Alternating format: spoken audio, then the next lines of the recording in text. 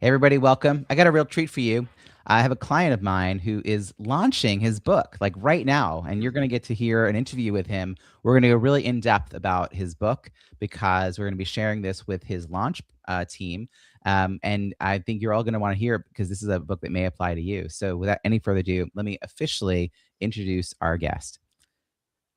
Today's guest has made it his mission to close the gap between high earnings and true financial confidence. He's a third-generation financial advisor and founder of the WealthBuilder division at Drucker Wealth Management, where he helps equity-compensated professionals, rising entrepreneurs, and high-income earners take control of their financial future. As both a certified financial planner and certified investment management analyst, he's built a reputation for delivering practical guidance that meets people where they are. He's the author of H.E.N.R.Y Strategies Unlocked: How to Build a Plan That Works as Hard as You Do, a playbook for professionals who are earning more than ever, but still feel uncertain about how to make their money work for them. In this follow-up to his first book, How to Avoid H.E.N.R.Y Syndrome, Gideon offers readers a clear roadmap to move from overwhelm to ownership and build a strategy that supports long-term financial clarity. Please join me in welcoming Gideon Drucker. Gideon, welcome, and let's just dive right in. I want to understand, for folks who are just hearing about you and this book for the first time, who is this book for, and what's the situation that makes them think, I need a better plan than the one I have right now? Yeah, absolutely. And first of all, thanks for having me, and nice to be able to chat about the book. So this book, the second book, and I can explain a little bit of the differences in the first. After the first book, I said I was never writing another one, and a mere 5 years later, and I'm saying that again now about a third book. So don't trust me on that. But this book is really meant for the type of clients that we work with every day. High income earning families, usually in their 30s and 40s. They have a lot of financial goals, priorities. They're super busy. They usually have kids under college age, and they have a lot going on, and they're not thinking about this day in and day out. And we like to talk about this idea of people that make a dangerous amount of money. I think that more than anything is really who the book is for. And when I say dangerous amount of money, it's people that are making enough money that they're totally comfortable day to day, right? They're not worried about, taking their next vacation, going to a show, taking their family out for dinner, sending up their kids for tennis lessons, dance lessons, what have you. All of that is totally comfortable. They're not thinking twice about those things in the moment. But they're not making so much money, and they're not making 5 million, 10 million a year where they can say, yeah, I'm going to be good no matter what. I'm going to be able to retire like just by accident. I'm going to be saving enough money to support my future needs. And I think that dichotomy of being totally comfortable in the moment, but still needing to plan for the future, right? And not feeling as great about your future as maybe your income might tell you that you should be. That's really who this book is geared towards. And I think the people that the book and the concept resonates, it's really a self-qualifying thing. We have clients that are maybe in their late 40s and 50s, really, not only high incomes, but high net worth, but they reach out saying, you know what, that H.E.N.R.Y idea, high earner, not rich yet, that feels like me. And somebody else might look at them and say, oh, you're in great shape, but they feel like they can be doing more. They should be doing more. They're not putting as much intention or purpose to their planning. And that really, so the people reaching out that it describes, I feel a little bit further behind where I should be, what my income tells me I should be. That's really who the book is for. They have that sense of misdirection. High earner, not rich yet, H.E.N.R.Y. So that's folks that are feeling that like comfortable for today, like not thinking twice. Like you're describing my family right now. My kids are in the after school activities. They're thinking about signing up for one more. We're eating out. But yeah, what happens in 20 years? Like, how do we make sure we're set up for success? Still need a plan for the future. Exactly. Still need a plan. Now, you wrote a first book, never intended to write a second book. So what was the problem you needed to address in book 2 that wasn't fully resolved in book 1? So I think who we worked with as a firm just evolved naturally. I don't think it's a radical departure. That first book was, and even the cover of the book emphasizes more for maybe people in their 20s. I think there's something about spending a lot on brunch in there. And the second book, the cover is, family of 4. It's people that are a little bit further along, both in their life trajectory. Like the book is really geared towards late 30s. I would say mid 40s is really, who a lot of our clients are at this point. And they're a little bit further along financially as well. So the first book, was helpful, but I think it was a little bit more of a entry point. It was a little bit more basic intentionally. And quite frankly, I was earlier in my career, right? So my breadth of experience of working with clients day to day was, it was let's say not as high as it is today. So this new book is just a little bit more in depth. I definitely think it's a little bit more, I don't want to say complex because it's not complex, but it's a little bit more getting into the details, getting into the weeds of different financial strategies. And I think it's a lot more client stories and, real client situations that we've guided them through, or just conversations that happen speaking with clients. First book, I don't know that I had enough of those stories, enough of that experience where it's as powerful to explain that. So it's the next evolution of what we're doing. Well, what's also interesting is because there has been a gap of a few years between book one and book two, your clients have aged. So if someone was on the cusp of the older side of that first book and they were 30, and now a few years gone by, they're now more squarely in this next place. They may have had a job promotion. Yeah, they usually are.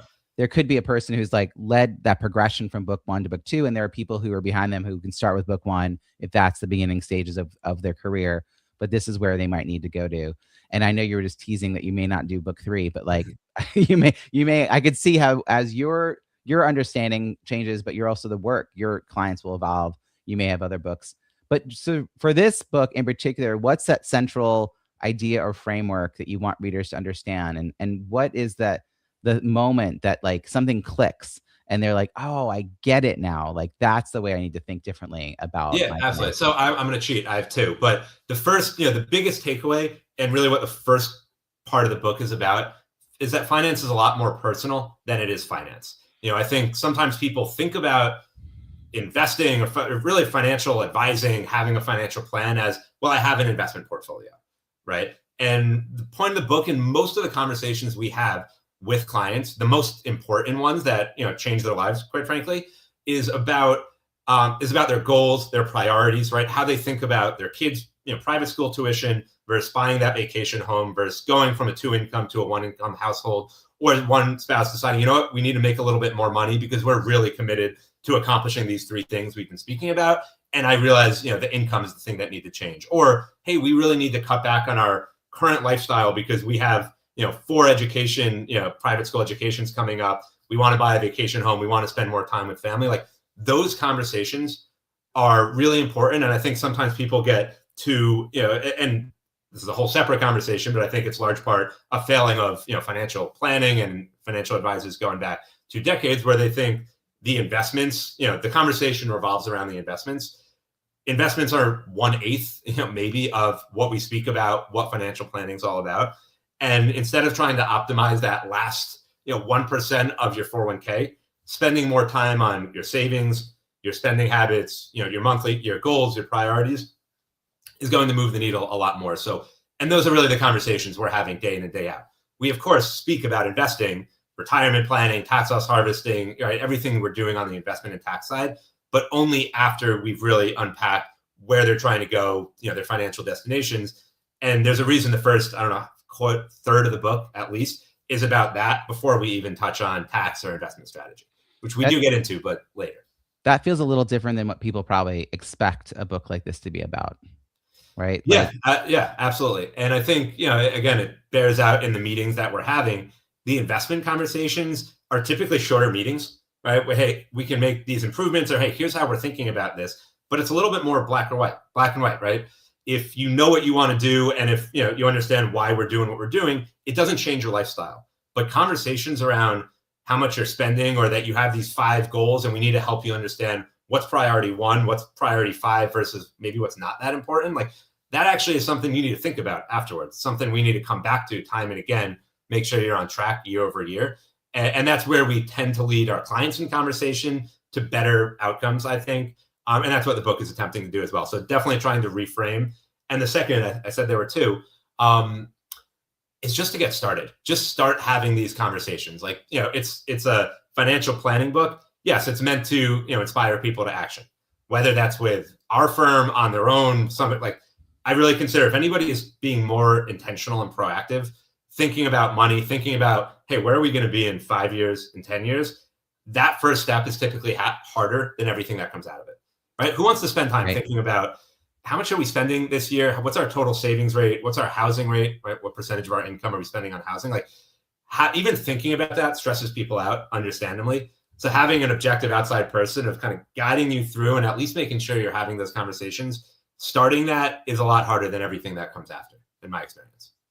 It's really hard when your income is variable, or if both parties, if it's two parents or something like are variable, to know how to even calculate for the future. Like how do you address that? I know you mentioned rising entrepreneurs is one of your subsets, and I also know even people working with a W-2 bonuses come into play, or they might get paid a different kind of compensation rate based on sales or something like that. So how do you help Yeah. them So, think about and that? just to correct, we actually mostly work with W-2, where really don't work. Sometimes people might have an additional consulting 1099, right, that they do on the side of their W-2 income, but we mostly don't work with business owners because I do think that's a different type of planning. But to your point, we do work with a lot of clients that have variable income. Right? Their bonus might be 100% of their salary. Both numbers are great, but one time a year they get the equivalent of everything else. And it's about building out a saving strategy. Sometimes we're setting up an approach where we say, hey, we're going to set up this amount to be saved into these different buckets, different investment, retirement vehicles each month, and we're going to let the bonus replenish the cash reserves that are going down each month as we're adding to the investments. Other times we're building a plan that's more, hey, we're trying to break even or be in the green by $1,000 a month just based on your salary. And we're going to use the bonus to hit our target 25% savings rate because it's a little bit cleaner if your bonus is that high to use that as our full saving capacity. So there are tools, there are ways I can get more granular of how we break out spending and saving, but it's knowing the numbers, having a plan, and having a baseline. And then yes, if the income is 20% higher, cool, we have 20% more income to work with. I always think take some of that and go enjoy. Right? What are we doing? What are we doing here if we're not trying to enjoy some of our income? So we're not saying, we need to save every dollar of that extra bonus. Go do something fun, go do something meaningful, right? That you really get value out of just from a lifestyle standpoint. And then we're going to focus on saving, investing the rest of that for your future self to benefit. So if there was one thing a reader could do within 30 days of this reading this book, what would that action be to help them start to move forward? Yeah, it would be really writing down financial goals and priorities, right? And I say both, and I think sometimes too many advisors stop at goals, right? Financial goal might be, I want to retire by 55. I want to send my 2 kids to private school. I want to buy a vacation home, and I'd like to, do a renovation, on my primary home. Well, that's all great, and those are goals, but what's most important, right? That's where the prioritizing comes in, right? Like, what is of those 5 things I just mentioned? What is the thing that you're not sacrificing no matter what? Like that is, hey, I might not be able to do all of this, but I'm definitely sending my kids to private university if that's where they want to go. And just writing those out and really thinking about what's number 1, what's number 2, just to get you thinking. And then of course, the second part is, all right, well, how do we build a plan to actually make that happen?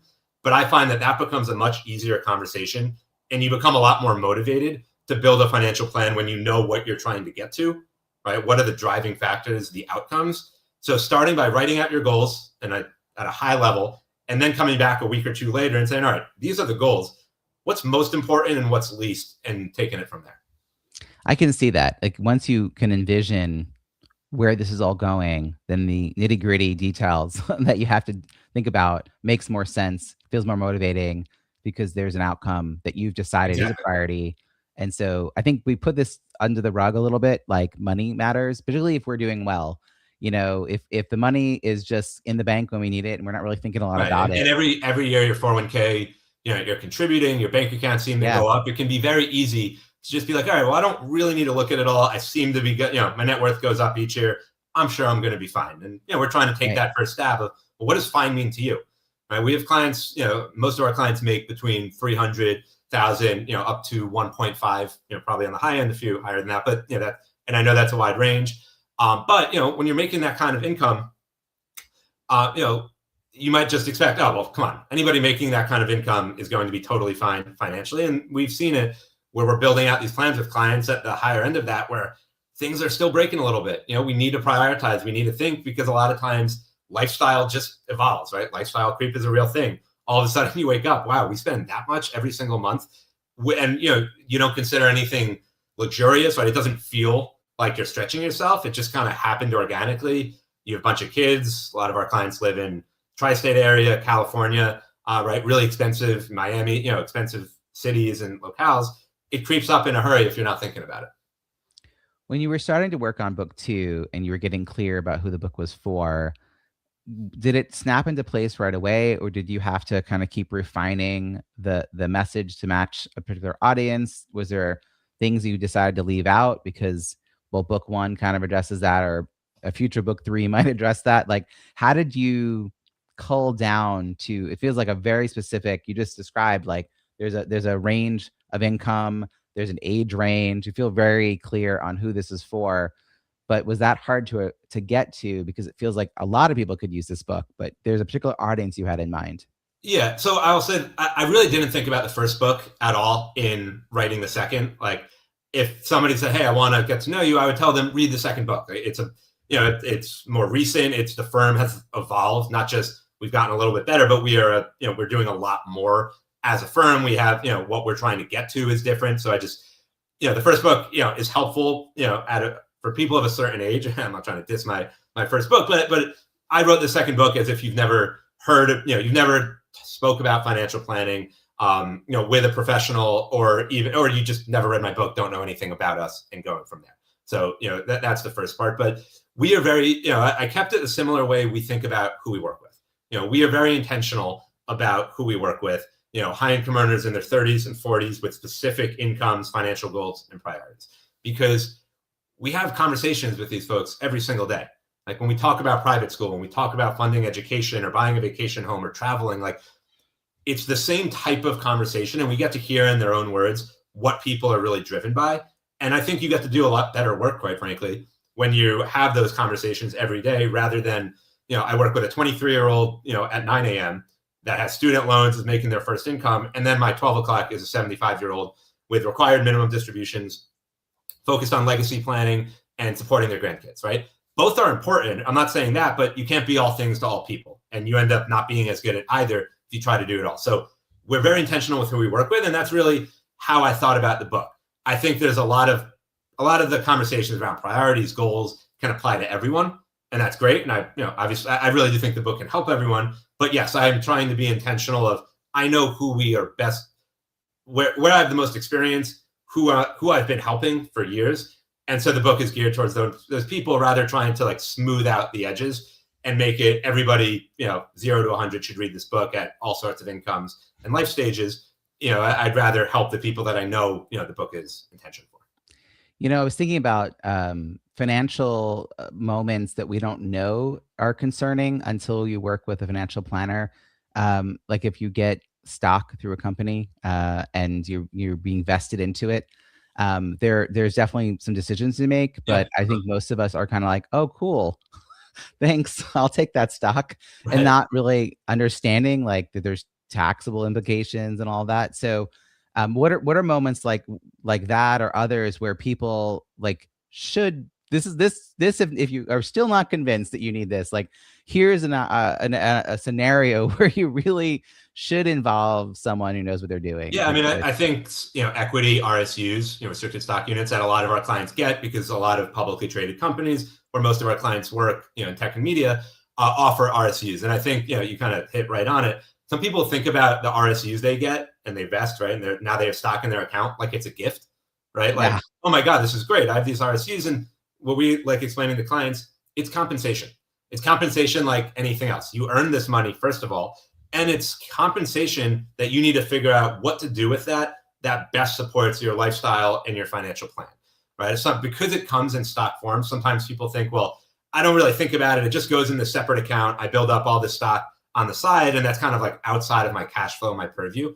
And the way we try to help clients think about it, consider RSUs like a cash bonus, because that's how it's taxed. The moment it vests, you're paying tax at ordinary income, just like you do on your cash bonus, or on your salary. So imagine you're getting this cash bonus of $50,000.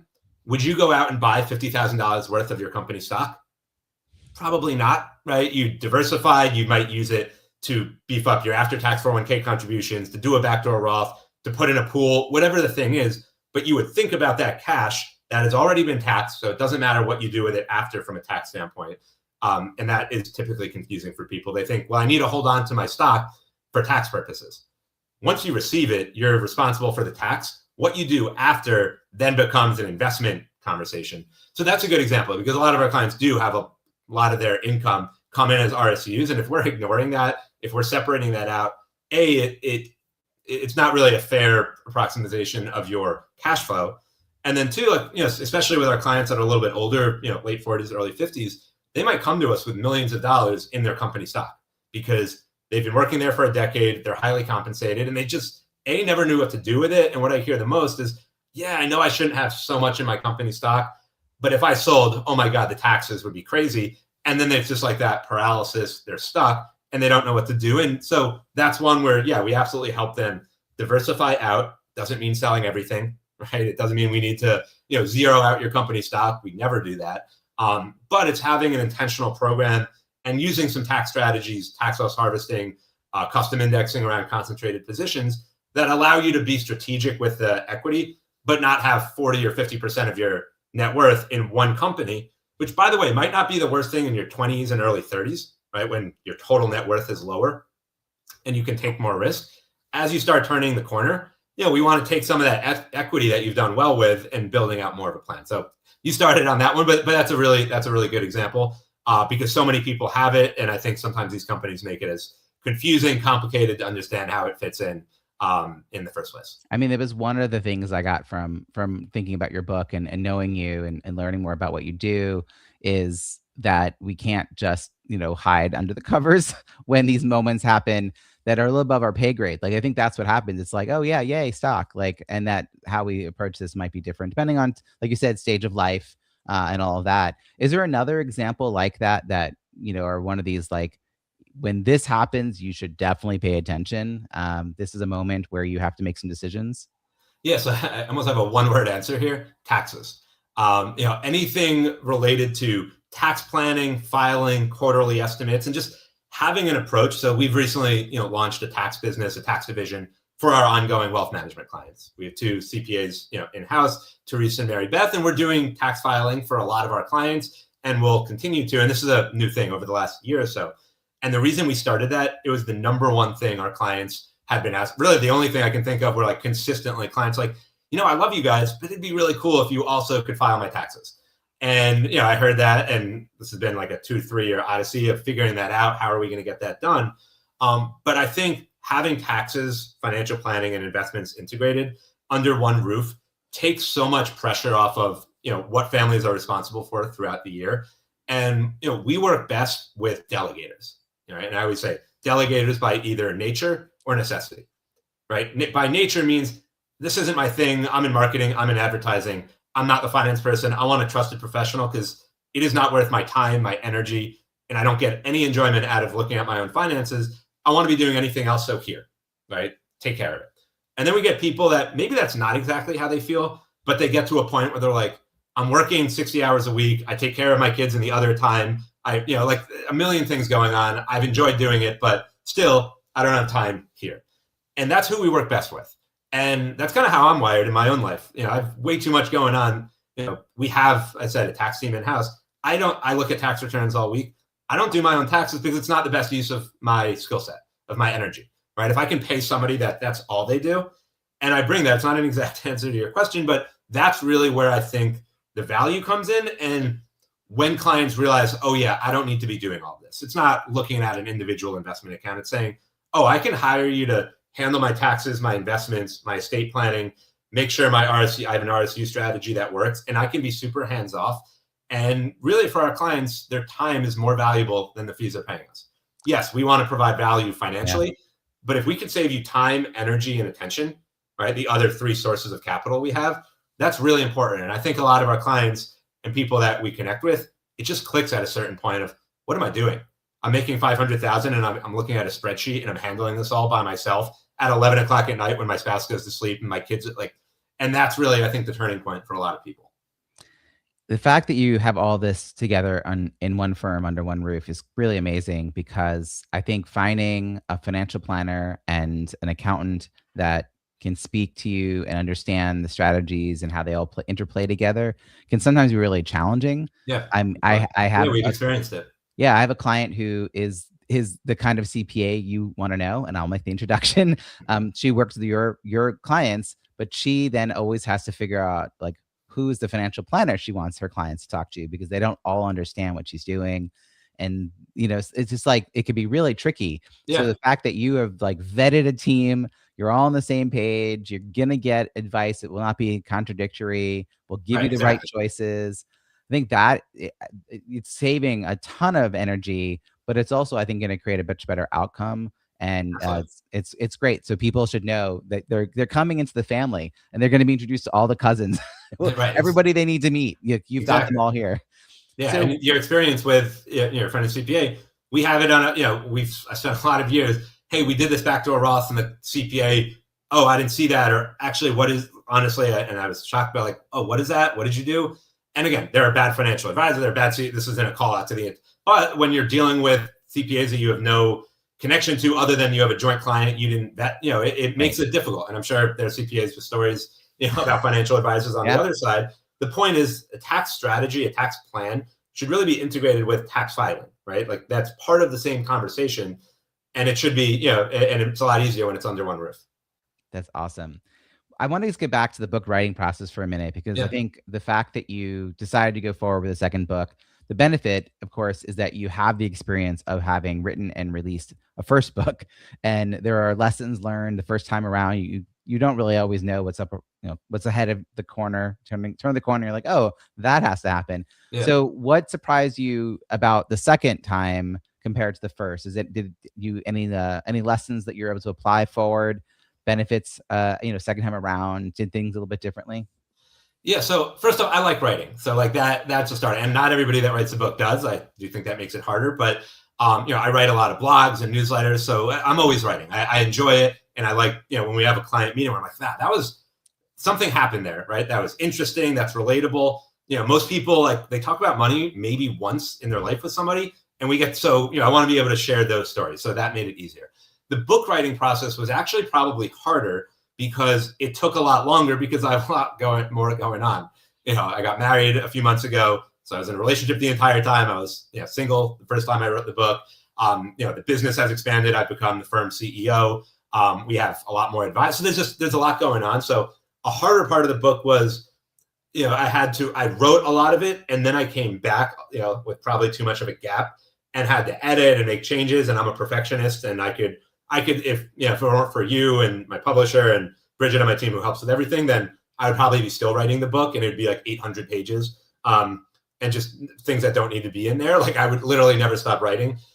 So that part, is hard for me. As far as what was easier is knowing that you are going to get to the end of the book, right? Like it's a really cool thing to have a book in hand, it's published, and so knowing that that's the outcome and you're actually going to do it, like you will have a book in your hand at one point or another, I do think makes it a little bit easier as compared to the first time where you're writing and you're like, is this going to be a pamphlet? Is this going to be a book? Is anyone ever going to see this or read this? So that was really helpful. And letting people, putting yourself on a deadline and letting people know, like, hey, I'm writing a second book. I think I posted on LinkedIn like a year ago when I was like, the book was nowhere close, but I'm like, all right, well, now people are going to know and people are going to ask about it, and I'm going to put myself on the clock a little bit.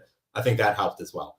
But I would say, you asked like what made the book easier. I would say writing the book actually was really helpful in becoming a better advisor and better communicator of these ideas with clients. I found myself when I was explaining a concept about investing or real estate or anything that I'd said 100 times, after spending so much time curating that idea in the book, right? Trying to be concise, trying to remove fluff for things that didn't matter. I found I was just much more lasered in on being able to hit at what mattered, ignored what didn't, because I might have just spent 4 hours editing the chapter on why rental properties aren't as advantageous as they're made out to be. And now I'm having this conversation and it's coming to me. So I really think writing the book actually helped me synthesize a lot of my ideas and made it a lot better of a communicator. And that I wasn't expecting that. I wasn't doing it for that reason, but that's absolutely borne out over the last 6 months. Gideon, I love that you brought that up, because I think it is a surprising benefit that happens for a lot of authors who are writing the kind of books you're talking about, where there's a concrete lesson to be shared. There's clients that you're currently working with. It makes you really aware of what you know. It Absolutely. also, I found that I had to look up the assumptions I had about like where certain quotes came from, or Yeah, some statistics that you have in the back of statistics. your head forever, and you're like, Yeah, all right, well, let me understandings dive a of, little bit deeper into this. yeah, Absolutely. you like find the origin of something. Like you just become even more knowledgeable about that topic in a really clear way. Like you feel the confidence. So when you're meeting with a client, that comes across. You're like you said, you've clearly defined the what matters and what doesn't. Like get rid of the fluff, Yeah. helping clients out. So I think you're, like you said, you've stepped up even in your knowledge base, but at the same time, you've created a resource that gives everyone else access. I'd love to hear what the early feedback was from readers. You've been collecting advanced reviews before the book was published. Now the book's been published. You're still collecting those reviews. Like, do any of those reviews sort of stand out to you, or just a general overall themes of that early feedback? Yeah, a few early client reviews that were just not that I wasn't expecting, but they were just really genuine. Like, wow, this book is awesome. It sounds like you. It's exactly like they felt more comfortable in working with us. In that, somebody one even said like this reinforced everything we've done together, and I just like I know I'm in such great financial shape. And again, I'm sounds like I'm like this like a made up testimony. Like I said, like it just reinforced everything we've done together, and it made me feel more confident. Because again, all the ideas, none of that would be a surprise, and it's not to her. We built the plan around that, but it's nice reinforcement. And a bunch of clients said similar things, that it reinforced what we're doing together and just made them more confident in their financial plan, even though it's just reading the book. But that reinforcement mechanism for clients, I found, again, that wasn't necessarily what I was driving for, but it's appreciated, and it definitely, that was huge. I mean, to have your clients even more dug in and, feeling confident in themselves, the most important piece in their financial plan, but in part because of, the advice we give is awesome. I also imagine it makes them a great person who would want to introduce you or refer you to somebody else. And the book is an easy way to do that, because now they're like, yeah, we got great results. He really knows what he's talking about. I just read this book. Oh, wait, give it to a neighbor, right? Like give it to a Yeah, it's colleague. an easy low pressure way of, hey, read a chapter to get what he's all about, and and see how it feels. Absolutely. Yeah. That happened with the first book as well. I love that. So when people are reading this book and they're getting really excited about these ideas, they don't already know you. They're not already a former client or current client. What are you hoping they do next? Like, is there bonus content they're opting into? Is it that they go to your website? Is there a clear next step for how they could engage with you, learn more about what you do for them? Yeah, so it's a great question. If somebody reads the book and they're like, you know what, a lot of this is interesting, I think I need help, and I think this is the team to speak with, then yes, they would schedule what we call as a right fit call. It's a 15-20 minute introductory call to learn more about their their financial goals, priorities, what they're looking for, and just talk one-on-one. That's on our website. I'm sure we include it at the end of the book. So that's like the more immediate action item, right?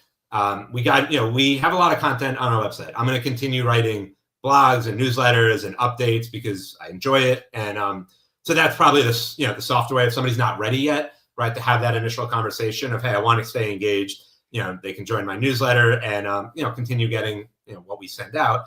Obviously, yes, I do think setting up that initial call, is helpful. It's just like, hey, is this the time? Does it make sense? I always say that those 15-minute calls, I spend just as many of those guiding potential clients in a different direction, right? Because I don't think they're the best fit for us. Maybe, somebody yesterday, they go back and forth to Australia. They have money there. They need cross-border planning.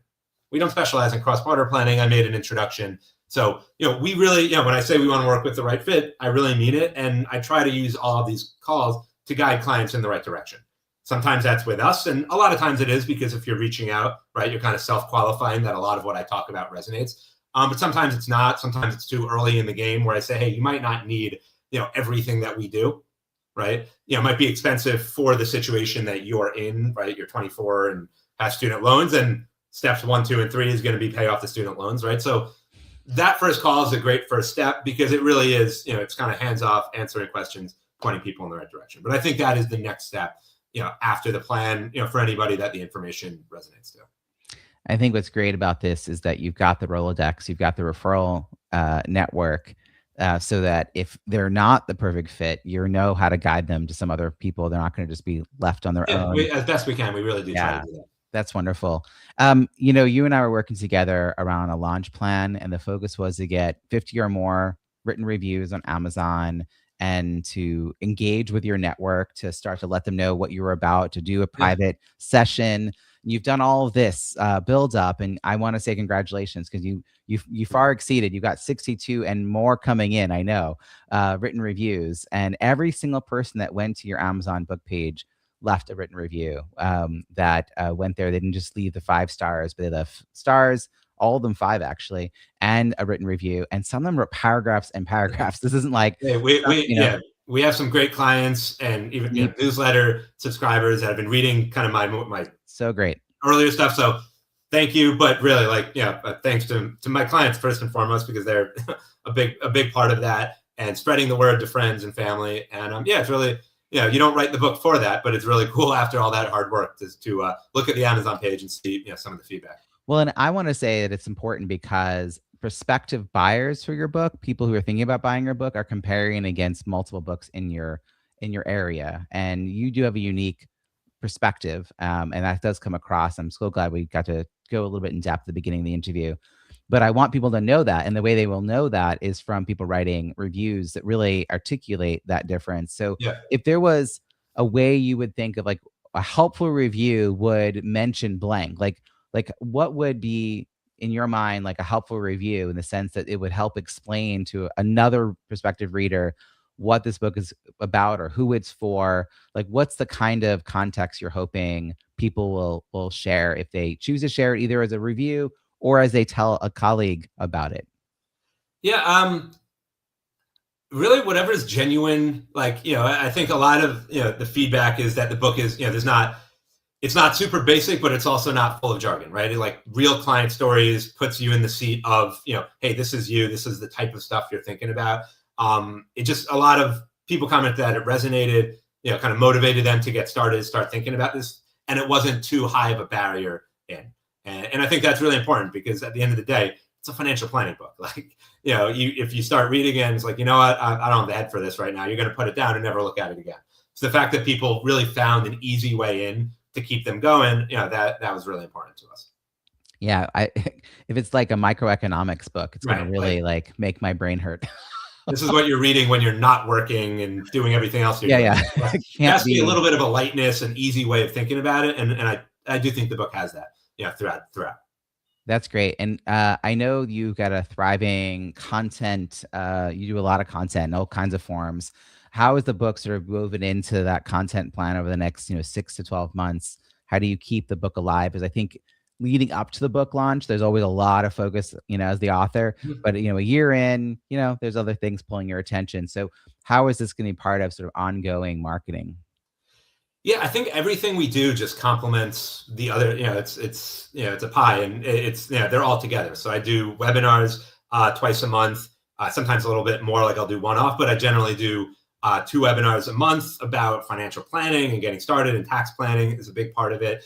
And the book just it supports it. We're starting a podcast, and the book is. So I don't view the book as I'm really not. Hey, this is going to bring in a new client every week. I don't think about anything we do. I say, if we can put out a lot of great educational content, right, get people motivated to start thinking about their finances, and we're doing it in 7 different ways, and it's right the same type of information, right? We're not, one medium is not, you should do this, and the other mediums that no, do the opposite, right? It's all the same ideas, the same principles, and people, respond and react, look at things differently. Some people are never going to touch the book, but the podcast is going to be the thing. Other people might listen to 5 minutes of the podcast, hear that I have a book because we talk about it, and then be like, you know what, I'd rather just read the book or listen to the audio version. So I think it complements everything else we do, and it gives people the options of how they want to learn about us. I love that because it's not the second and separate thing. Exactly. It is part of the overall message, and it's all supporting each other. I think that's a really smart thing as a business owner, and I kind of want to shout that out to anyone who's thinking about writing a book, to write it with that kind of integration in mind, because then you will naturally just keep talking about the book. It'll be part of, you'll make sure new clients are talking about the book and thinking about it as a way to prep them and all that. So As we wrap up here, how can people find you, follow your work? Is there a particular resource you want to point them to besides the book? Yeah, I mean, our website is a great starting point, Drucker Wealth, because you can join our newsletter from there. Podcast is not live yet. We're working on that next big project. We have to go a little bit one at a time. That'll be there. So I think going to the website is a great, first step. I wrote the website as if, I was going on it, right? So like our fees are on our website. Why? Because I hate when professionals say, hey, I'm trying to save you time and money. And then you go to the website, call us for a fee, for a quote. Already you're not saving me time because I have to call you to find out your fees. So, we try to make the website where people that want to do a deep dive and know everything about us before they set up a call, which quite frankly is how I'm wired. I would not set up a call without knowing what the fee range, is going to be, the services, the expectations, all of it. So Drucker, www.druckerwealth.com is a good starting point, and you can go as deep or not look at anything and just sign up for the newsletter. And that'll be, a good starting point as well. This is fantastic. Well, congratulations again on the launch of your book. Everyone, I'm going to put all the links in the show notes at bizbookpubhub.com, so you can check out how to contact him on LinkedIn, his website, as you mentioned. I'll also put his books there so you can check them all out. And thank you again, Gideon. I'm so glad we got to talk about your book. Yeah, absolutely. Thanks. This was fun.